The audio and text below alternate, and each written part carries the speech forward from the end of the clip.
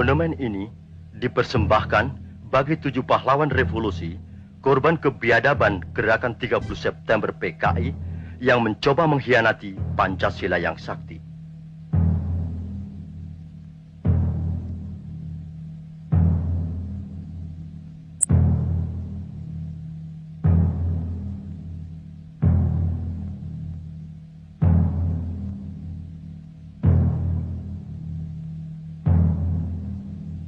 Cita-cita perjuangan kami untuk menegakkan kemurnian Pancasila tidak mungkin dipatahkan hanya dengan mengubur kami dalam sumur ini. Lubang Buaya, 1 Oktober 1965.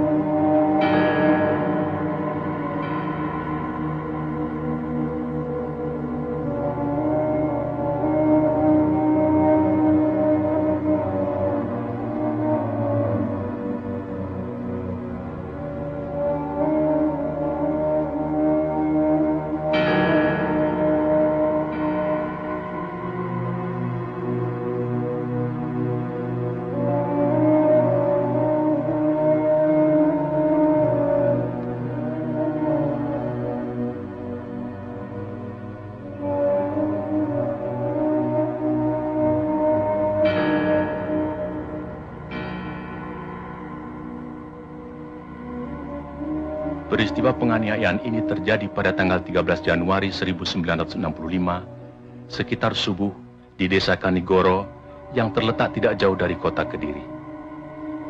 Ribuan orang-orang PKI menyerbu tempat training center pelajar Islam Indonesia. Kecuali melakukan pemukulan terhadap seorang kiai dan beberapa orang guru, mereka menginjak-injak kitab suci Al-Quran.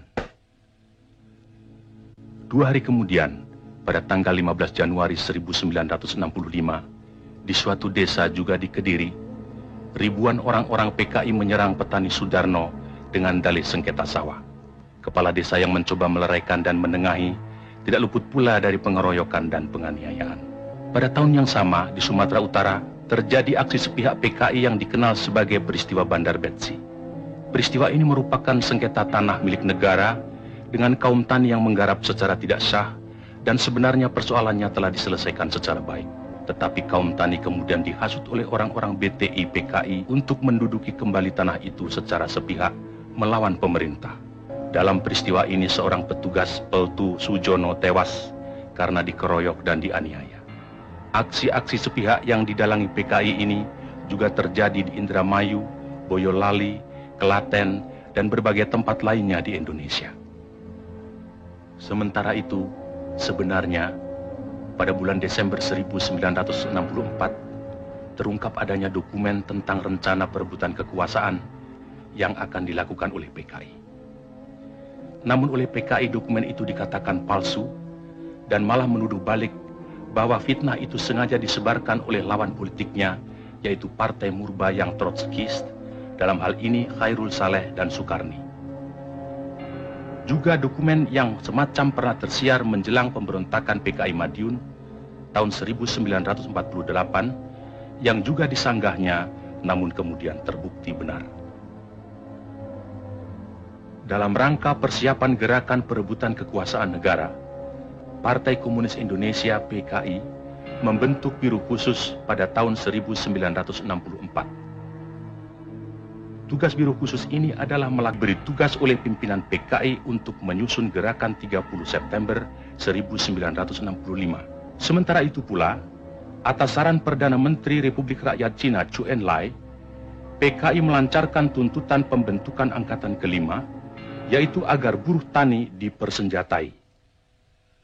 Tuntutan PKI ini tidak mendapat dukungan, kecuali dari pimpinan Angkatan Udara Auri, Menteri Panglima Angkatan Udara Omar Dhani.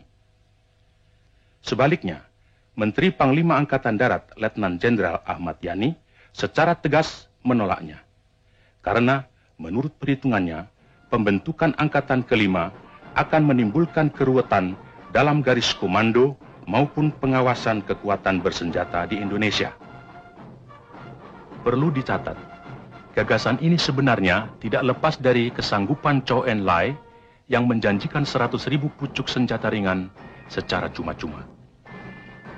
Dalam kenyataannya kemudian, meskipun pembentukan angkatan kelima tidak terwujud, namun pemberian senjata dari RRC ini tidak terlepas dari penyusunan kekuatan bersenjata yang digunakan oleh PKI dalam gerakan 30 September 1965.